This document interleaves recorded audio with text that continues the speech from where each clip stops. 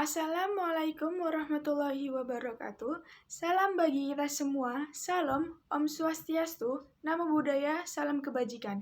Saya Angelin Kayla Rizfabel dari Prodi D3 Teknologi Bank Darah, tingkat 1, kelas A, dan jurusan Analisis Farmasi Makanan. Di sini saya akan mempresentasikan artikel saya dari Tugas Bahasa Indonesia. Judul yang saya ambil yaitu pentingnya golongan darah kepada khalayak, termasuk pada khalayak dini, remaja, dewasa, dan juga orang tua.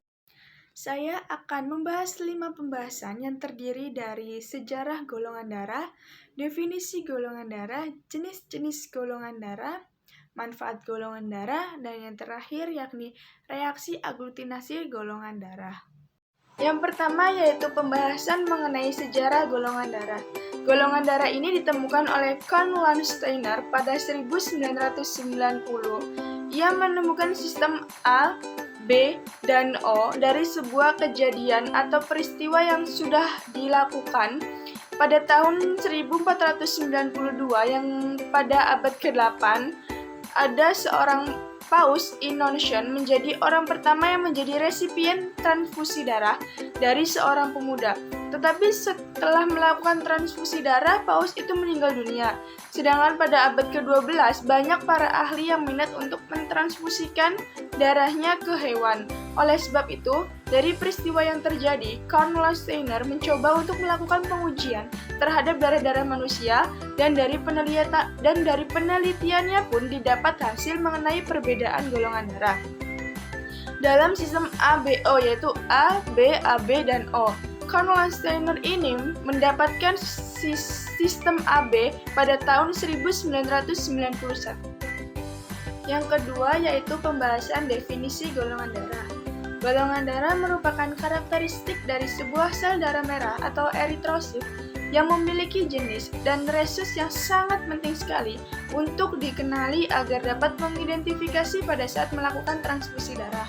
Dan darah sendiri merupakan komponen cairan yang identik berwarna merah, memiliki jumlah yang banyak yang tersebar di peredaran tubuh tertutup, serta cairan yang sangat penting dalam kelangsungan kehidupan manusia. Tindakan pemberian transfusi darah kepada pasien harus diperhatikan dari kecocokan darahnya hingga keamanan komponen darahnya, salah satunya yaitu dengan melakukan uji golongan darah.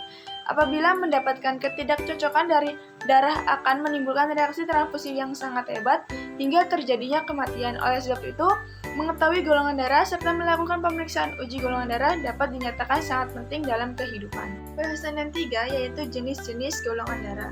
Yang pertama yaitu ada golongan darah O. Golongan ini berasal dari tipe O yang mudah sekali ditemukan dengan resus positif. Jenis ini dapat memberikan transfusi ke semua golongan darah. Yang kedua, golongan darah A. Golongan darah yang berasal dari tipe A yang cukup mudah ditemukan dengan resus positif. Jenis golongan darah ini hanya dapat memberikan transfusi ke golongan darah A, resus positif, dan AB positif. Yang ketiga, ada golongan darah B. Golongan yang berasal dari tipe B, urutan ketiga golongan darah yang mudah ditemukan. Golongan darah ini kerap digunakan untuk pengobatan thalassemia atau penyakit sel sabit. Golongan darah B dapat memberikan transfusi ke B resus positif dan juga AB positif. AB resus positif. Dan yang terakhir ada golongan darah AB. Golongan darah ini cukup jarang ditemukan. Dan yang keempat yaitu pembahasan manfaat golongan darah. Lakukan pemeriksaan golongan darah merupakan suatu hal yang sangat penting karena dapat mengetahui golongan darah diri sendiri. Dan juga hanya itu, pemeriksaan golongan darah dilakukan agar tidak terjadinya ketidakcocokan dan mempermudah pada saat mendonorkan darah ataupun menerima transfusi darah. Apabila tidak melakukan pemeriksaan ini dapat mempersulit keadaan jika sedang terjadi suatu hal yang tidak diinginkan bahkan hingga kematian. Dan yang terakhir yaitu pembahasan mengenai reaksi golongan darah. Yang pertama, golongan darah A terjadi aglutinasi pada anti-A dan anti-AB serta aglutinasi pada anti-O yang biasanya digunakan untuk penentu resus positif.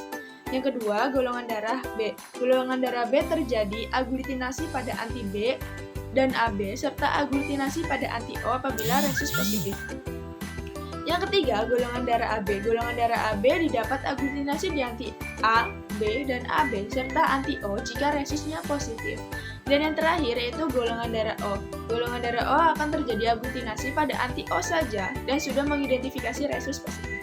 Cukup sekian presentasi poin-poin dari artikel yang telah saya buat dari tugas bahasa Indonesia. Kurang lebihnya mohon maaf. Saya tutup. Wassalamualaikum warahmatullahi wabarakatuh.